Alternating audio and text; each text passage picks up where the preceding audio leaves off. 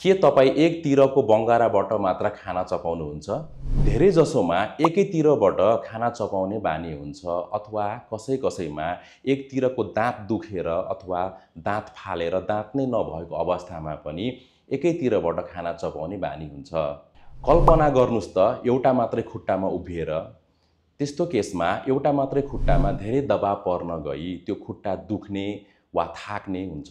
त्यस्तै एकतिरबाट मात्र खाना चपाउँदाखेरि एकैतिरको अनुहारको जोर्नीमा अत्याधिक दबाब पर्न गई जोर्नीभित्रको डिस्क, लिगामेन्ट लगायत हड्डीमा गम्भीर असर पर्न गई दुख्ने, किटकिट आवाज आउने अथवा लङ टर्ममा जोर्नीभित्रको हड्डी खिने जस्ता समस्या देखा पर्न थाल्छ।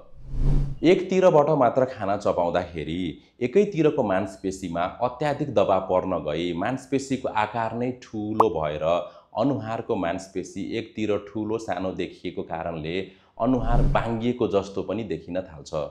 तसर्थ एकतिरको बङ्गाराबाट मात्र खाना चपाउने बानी छ भने यसका कारण र बानीहरू हटाई दुवैतिरबाट खाना चपाउने बानी बसाउनु।